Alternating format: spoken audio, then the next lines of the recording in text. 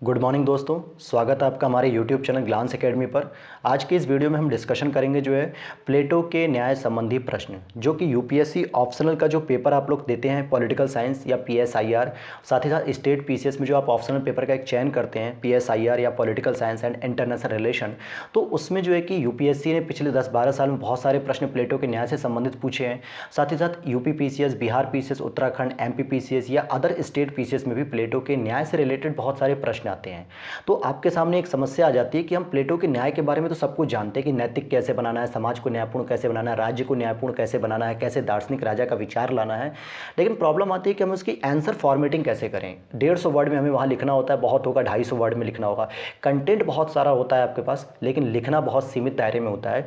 तो इस चीज़ को हमारा यहाँ पर आप बहुत अच्छे से सीख सकते हैं। साथ ही साथ जो बच्चे यूजीसी नेट जीआरएफ का एग्ज़ाम दे रहे हैं, असिस्टेंट प्रोफेसर और पीजीटी का, उनके लिए भी यहाँ पे कॉन्सेप्चुअल तरीके से बताया जाता है, क्योंकि यूजीसी नेट के जो पेपर होते हैं उसमें कॉन्सेप्ट के बेसिस पे प्रश्न ज़्यादा पूछे जाते हैं, जो यहाँ से आप पूरी तरीके से सीख सकते हैं।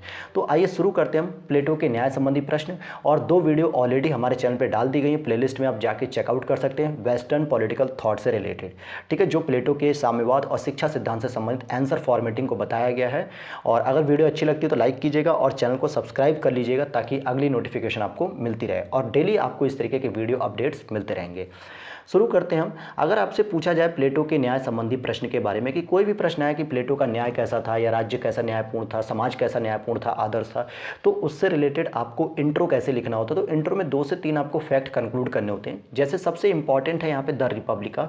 इस पुस्तक में न्याय के बारे में बहुत विस्तार से चर्चा की गई है, और इस पुस्तक का दूसरा शीर्षक ही है न्याय से संबंधित है, जिसको हिंदी में लिखते हैं और इंग्लिश में कहते हैं कंसर्निंग जस्टिस। क्या कहते हैं? Concerning justice. साथ ही साथ आप इंट्रो में 2-3 पॉइंट और लिख सकते हैं कि न्यायपूर्ण समाज बनाने के लिए इसने शिक्षा को सकारात्मक और साम्यवाद को नकारात्मक साधन के रूप में यूज किया। तो ये इंट्रो जो है कि 2 से 3 फैक्ट को कंक्लूड करते हुए आप लिख सकते हैं, और प्लेटो के आदर्शवादी विचारों को भी इसमें शामिल कर सकते हैं। लेकिन अब आती है बात कि मेन बॉडी में हम क्या करेंगे। मेन बॉडी हमें कैसे लिखनी होगी, जो 150-200 वर्ड में होती है।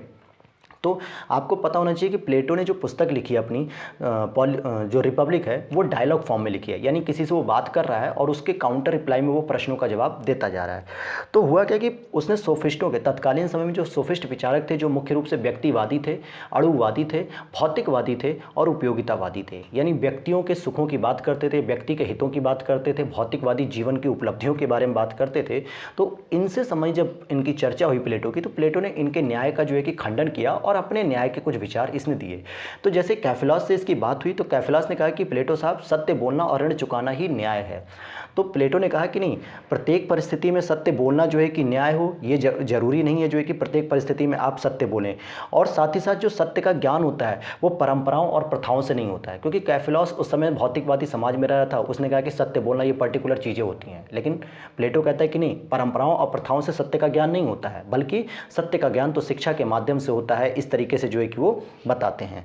दूसरा, पॉलीमार्कस साहब आते हैं, जो कैफिलॉस के दोस्त थे। उन्होंने कहा कि शत्रु के साथ शत्रुता का व्यवहार और मित्र के साथ मित्रता का व्यवहार ही न्याय होता है। तो इन्होंने ये कहा कि ये स्वार्थ पे आधारित न्याय नहीं होता है, बल्कि ये तो सामूहिक हित और समाज के साथ न्याय करना चाहिए, न्याय होता है। पॉलीमार्कस के स्टेटमेंट को भी उन्होंने क्या किया, कट आउट कर दिया और अपने विचार दिए। फिर वहीं पे उनके दोस्त थ्रेसिमेकस कहते हैं कि शक्तिशाली व्यक्ति का हित ही न्याय है। तो ये कहते हैं कि ये जो न्याय आप बता रहे हैं शक्तिशाली, तो यहाँ पर वो कट करते हैं थ्रेसिमेकस के विचार को कि शक्तिशाली व्यक्ति का हित ही न्याय है। तो वो कहते हैं प्लेटो साहब कि किसी पर्टिकुलर एक व्यक्ति का या राजा का अगर हित पूरा हो रहा है तो वो न्याय हो, ये जरूरी नहीं है, ये तो स्वार्थ पे आधारित है। तो इसीलिए उन्होंने कहा इनके विचारों का खंडन करते हुए कि न्याय जो है कि समूचे समाज की भलाई करना ही न्याय होता है। फिर उनके एक और मित्र मिलते हैं, ग्लूकॉन। ये भी कहते हैं प्लेटो साहब, न्याय तो मनुष्यों ने आपस में समझौते करने के बाद बनाया है, यानी कि परस्पर समझौते का परिणाम है। तो ग्लूकॉन महोदय की भी प्लेटो बात खंडित करते हैं और कहते हैं कि न्याय कोई कृत्रिम नहीं है, ये बाह्य नहीं है, बल्कि आंतरिक विचारों से पैदा होता है, जो व्यक्ति के आंतरिक गुणों के आधार पर होता है। ये कोई बाह्य शक्ति के द्वारा स्थापित नहीं किया जा सकता। इसलिए ये प्लेटो के माध्यम से कहा जाता है कि आदर्श न्याय की बात करते हैं। अब अगला आता है कि भाई इन्होंने सोफिस्टों के विचारों का खंडन तो कर दिया, लेकिन असल में प्लेटो ने अपना न्याय कैसे बताया। तो हम यहाँ पे 3 पॉइंट के माध्यम से समझेंगे कि प्लेटो का न्याय क्या था। जैसे पहला पॉइंट कहता है, प्लेटो के अनुसार, प्लेटो कहते हैं कि व्यक्ति का अपने लिए निर्धारित कार्यों का संपादन तथा दूसरे व्यक्तियों के कार्यों में हस्तक्षेप न करना ही न्याय है। अब डिपेंड करेगा कि निर्धारित कार्य कौन से हैं। तो जो हमने पहली वीडियो में डिस्कस किया था शिक्षा के सिद्धांत, तो शिक्षा के माध्यम से 3 वर्गों का निर्धारण किया गया, जिसमें एक दार्शनिक वर्ग आ रहा है यानी कि दार्शनिक, और एक शासक वर्ग यानी कि वो सैनिक वर्ग आता है, और एक उत्पादक वर्ग आता है। अगर ये तीनों ही वर्ग अपने अपने कार्यों को करें जो समाज के द्वारा, जो प्रकृति के द्वारा, जो शिक्षा के गुणों के द्वारा जो है कि निर्धारित किया गया है, और किसी भी काम में हस्तक्षेप ना करें, किसी दूसरे के काम में उंगली ना करें, बताएं ना कि आपको कैसे करना है, तो जाहिर सी बात है वहाँ पे संघर्ष पैदा नहीं होगा और न्याय की स्थिति बनी रहेगी। संघर्ष कब होता है? जब कोई व्यक्ति आता है और आपके कामों को जो है कि आलोचना करता है और उसमें इंटरफेयर ज़्यादा करता है, तो आप क्या कहते हैं? अपने काम से काम रखो, हमारे काम में इंटरफेयर मत करो। तो वहाँ पे संघर्ष की स्थिति पैदा होती है। इसीलिए प्लेटो ने कहा कि व्यक्ति को जो निर्धारित किए गए काम, अगर वो अपने कार्यों का केवल नियमित रूप से संपादन करता है और दूसरे के कार्यों में हस्तक्षेप नहीं करता है, तो कहीं ना कहीं न्याय की स्थिति हो जाएगी, न्याय पैदा होगा। दूसरा कहता है, न्याय जो है कि आत्मा का गुण और राज्य का मूल आधार है। यानी अगर राज्य को समाज में बना रहना है तो राज्य का न्यायपूर्ण होना जरूरी है, और साथ ही साथ जो न्याय है वो आत्मा के आंतरिक गुण से पैदा होता है, न कि बाह्य। जैसे ग्लूकॉन ने कहा ना कि बाहरी समझौता है, तो उन्होंने खंडित कहा कि भाई ये न्याय तो आत्मा का गुण है। आत्मा का विचार जब शुभ का ज्ञान कर लेता है तो उसे खुद पता चल जाता है कि न्याय क्या है। वही राज्य न्यायपूर्ण होगा जहां निर्धारित कर्तव्यों का निर्वहन हो। और ये निर्धारित कर्तव्य किसके? जो शिक्षा के द्वारा 3 वर्गों का निर्माण किया गया, उत्पादक वर्ग, शासक वर्ग और सैनिक वर्ग, इन तीनों के द्वारा अगर अपने कर्तव्यों का निर्वहन किया जा रहा है शांतिपूर्ण, और किसी के काम में हस्तक्षेप नहीं किया जा रहा है, तो वही राज्य न्यायपूर्ण होगा। तो प्लेटो के अनुसार ये 3 प्रकार के न्याय बताए गए हैं। अब अगला आप इसमें और डील कर सकते हैं जो एग्जामिनर को इंप्रेस करे, कि भाई अगर पूछ लेता है यूपी पीसीएस में, तो सामान्यतः ये प्रश्न पूछे गए हैं कि प्लेटो के न्याय की विशेषताएं बताइए। इसको आप जो है कि डिटेल से लिख सकते हैं। प्रश्न आता है कि बहुत सारे बच्चे पूछते हैं कि भाई हमें पैराग्राफ वाइज लिखना चाहिए या पॉइंट वाइज लिखना चाहिए, क्या बेस्ट होता है? अगर आपको लगता है पैराग्राफ वाइज लिख सकते हैं, तो जैसे मेरे 6 पॉइंट है, तो आप 6 विशेषताओं को पैराग्राफ वाइज थोड़ा सेंटेंस फॉर्मेट करके लिखिए, लेकिन 2 से 3 लाइनों का पैराग्राफ होना चाहिए, उससे ज़्यादा बड़ा नहीं होना चाहिए। और सबसे बेहतर है कि आप पॉइंट वाइज लिखिए, एग्जामिनर को बस समझ में आना चाहिए कि ईजी भाषा में स्टूडेंट क्या कहना चाह रहा है, तो अच्छे नंबर मिलते हैं। जटिल करने से कोई फ़ायदा नहीं होगा।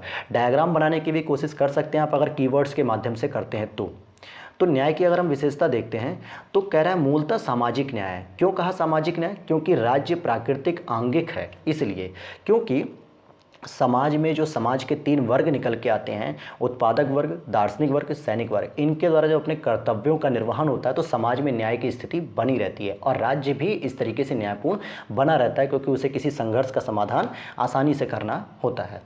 दूसरा, न्याय के द्वारा समाज में साम्यावस्था और संतुलन भी कायम रखी जाती है। देखिए, शब्दों का बस हेर फेर है, मीनिंग वही है, अर्थात साम्यावस्था और संतुलन। क्योंकि प्रत्येक वर्ग जब अपने कार्यों को इंटरफेयर नहीं कर रहा है, अपने कार्यों को शांतिपूर्वक कर रहा है, तो संतुलन बना रहता है समाज में, और समाज में जब संतुलन हो तो प्लेटो के माध्यम से कहा जाता है कि यही न्याय की उच्च अवस्था है।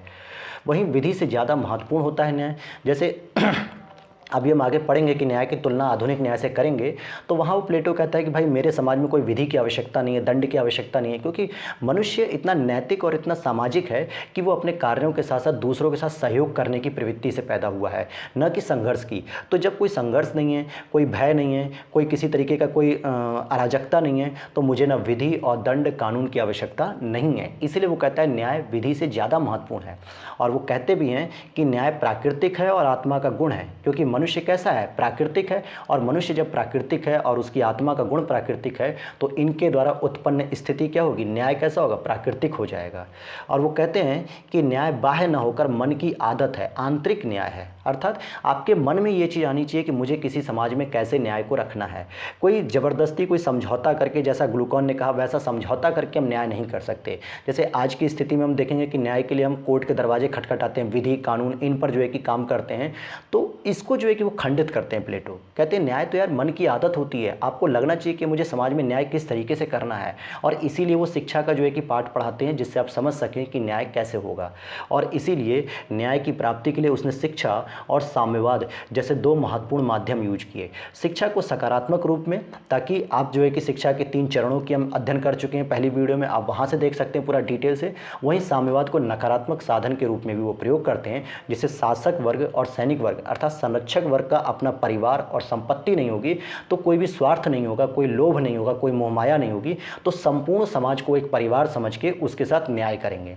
जैसे आपके परिवार में क्या होता है, जब भी कोई पिताजी या माताजी कोई सामान लेके आते हैं, कोई गिफ्ट या कोई पैसे, तो अक्सर वो कोशिश करते हैं कि भाई बहनों में या दोनों भाइयों में, दोनों बहनों में, सभी बच्चों में जो है कि बराबर बांट सकें। क्यों? क्योंकि उनके लिए पूरा परिवार ही जो है कि अपना होता है। इसी तरीके से न्याय के माध्यम से प्लेटो कहता है कि संरक्षक वर्ग के लिए पूरा परिवार ही उसका, पूरा समाज ही उसका पूरा परिवार होगा।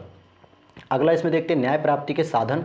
तो भाई 2 साधन यूज किए हैं। एक तो शिक्षा, जिससे 3 वर्गों का विभाजन हुआ, जिससे न्याय स्थापित होगा, प्रत्येक वर्ग अपने निर्धारित कर्तव्यों का पालन करेगा।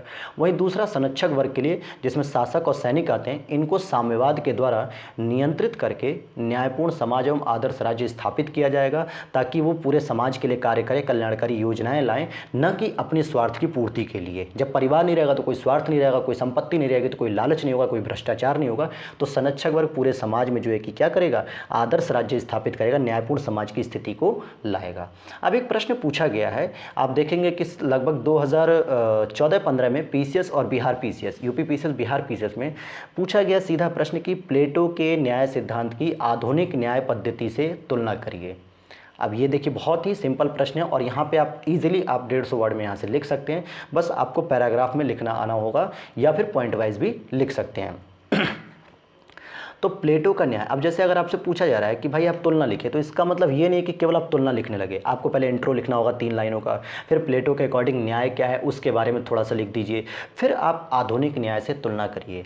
प्लेटो का न्याय कर्तव्य पे आधारित है। वो कहते हैं कि भाई प्रत्येक वर्ग अगर अपना कर्तव्यों का पालन करेगा तो न्याय स्थापित हो जाएगा। नैतिकता पर आधारित है, यानी कि कोई भी काम करिए लेकिन वो नैतिक होना चाहिए। मानव नैतिक होगा, न्याय नैतिक होगा, समाज नैतिक होगा, राज्य भी नैतिक बनेगा, इसलिए वो कहते हैं नैतिकता पे आधारित होगा। और शिक्षा द्वारा न्यायपूर्ण समाज स्थापित किया जाएगा, क्योंकि शिक्षा के माध्यम से प्रत्येक चरण में जो है कि व्यक्तियों को नैतिकता की शिक्षा दी जाएगी, अपने कर्तव्यों के पालन की शिक्षा दी जाएगी।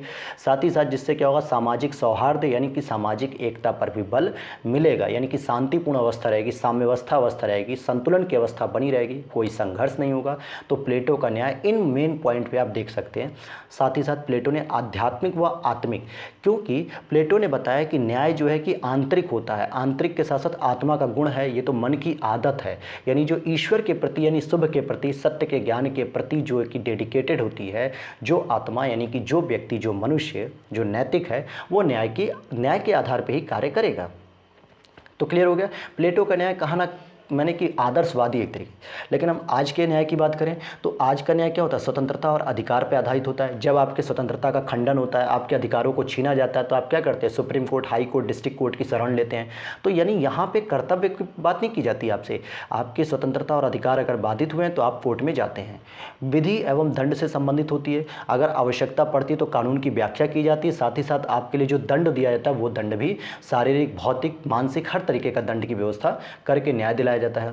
वहीं विधि एवं दंड से न्यायपूर्ण समाज की स्थापना की जाती है, जबकि प्लेटो क्या कहता है कि शिक्षा के द्वारा, कर्तव्य के द्वारा, नैतिकता के द्वारा हम न्यायपूर्ण समाज की स्थापना करेंगे। लेकिन आज का जो न्याय है वो विधि और दंड के माध्यम से लोगों में संतुलन स्थापित करता है, भय पैदा करता है कि ताकि आप किसी भी प्रकार की अराजकता या उदंडता का व्यवहार न करें, नहीं तो आपको दंड दिया जाएगा। तब जाके व्यक्ति कंट्रोल होता है और न्यायपूर्ण समाज की स्थापना की जाती है। और यहाँ पर क्या होता है, व्यक्ति को अधिक महत्व दिया जाता है, न कि पूरे समाज को। जबकि प्लेटो सामाजिक एकता यानी कि समाज को फोकस करता है, जबकि आधुनिक न्याय क्या कहता है कि व्यक्ति के अधिकार इंपॉर्टेंट है, स्वतंत्रता इंपॉर्टेंट है, हम व्यक्ति को न्याय दिलाने की बात करते हैं। तो इस तरीके से हम देखेंगे कि जहाँ प्लेटो का न्याय आध्यात्मिक और आत्मिक है, वहीं जो आधुनिक न्याय है वो भौतिक और बाह्य न्याय है। क्योंकि भौतिक और बाह्य न्याय का मतलब क्या हो गया कि एक संस्था बनाई गई है, सुप्रीम कोर्ट, हाई कोर्ट, उसके द्वारा न्याय का निर्णय किया जा रहा है, दंड दिया जा रहा है, या जो है कि किसी को बरी किया जा रहा है, निर्दोष साबित किया जा रहा है, या दोषी करार दिया जा रहा है। तो कहीं ना कहीं एक बाहरी संस्था जो है कि तय कर रही है, ये व्यक्ति की आत्मा के गुणों के द्वारा नहीं हो रहा है। तो ये थे आपके कुछ 4 से 5 पॉइंट, जिसको आप व्याख्या करके आराम से लिख सकते हैं कि आधुनिक न्याय से तुलना कैसे करेंगे। तो ध्यान दीजिएगा, ये वो की पॉइंट्स हैं जिससे आप इजीली अपने आंसर राइटिंग को बहुत बेस्ट कर सकते हैं। अगला देखते हैं हम न्याय सिद्धांत की आलोचना। तो कुछ आलोचना भी इसकी करनी जरूरी है, क्योंकि आपसे जब पूछा जाता है कि समालोचनात्मक या आलोचनात्मक परीक्षण कीजिए तो 3 पॉइंट आप दे सकते हैं। बारकर के द्वारा कहा गया है सामंजस्य और संतुलन पर बल ज़्यादा दिया गया है, जबकि वर्ग में संघर्ष का समाधान कैसे हो। ऐसा नहीं है कि कोई भी वर्ग किसी भी समय संघर्ष ना करे, अगर संघर्ष हो गया बाई चांस तो उसका समाधान कैसे करें, इसके बारे में प्लेटो एकदम शांत है, साइलेंट है, कुछ नहीं कहा। दूसरा, अरस्तु ने कहा कि अतिवादी विचार की संज्ञा दी है, कि बहुत अतिवादी है, यानी एक्सट्रीमिस्ट विचार है, जिस पे कहते हैं ना कि जिसको फॉलो नहीं किया जा सकता, क्योंकि परिवार और गांव के बिना एकता असंभव है। और जबकि प्लेटो ने तो संरक्षक वर्ग के लिए परिवार को ही समाप्त कर दिया, तो वही अरस्तु कहता है कि बिना परिवार के गांव मतलब एकता संभव नहीं है राज्य में।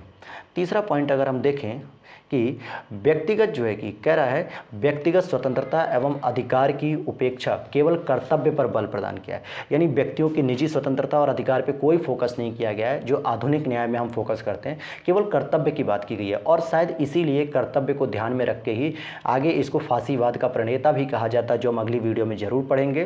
क्योंकि मुसोलिनी और हिटलर ने भी केवल व्यक्तियों से कर्तव्य की बात की थी, न कि उनके अधिकारों स्वतंत्रता की, और इसीलिए वहाँ पर नाजीवाद, फांसीवाद जैसे समाज स्थापित हुए।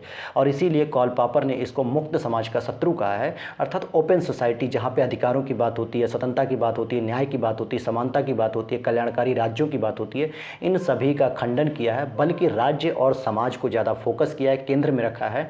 तो ये था दोस्तों आपके प्लेटो का जो है कि एक न्याय से संबंधित प्रश्न जो भी आता है आपके स्टेट पीसीएस में, यूपीएससी में, तो आप आंसर राइटिंग के लिए एक फॉर्मेट ले सकते हैं कि आपको कैसे फॉर्मेट करना चाहिए। क्योंकि देखिए नॉलेज बहुत है सभी लोगों के पास, आप लोग तैयारी कर रहे हैं, नो डाउट आप ऑप्शनल की कोचिंग भी करते होंगे, बहुत सारी चीज़ें कर रहे होंगे, लेकिन आंसर फॉर्मेट कैसे करना है 200 वर्डों में, तो वो आपके पास एक नपा तुला पॉइंट वाइज आंसर राइटिंग होनी चाहिए। तो ये थी दोस्तों न्याय सिद्धांत से संबंधित क्लास। अगली क्लास में हम मिलते हैं नए टॉपिक के साथ, तब तक के लिए जय हिंद।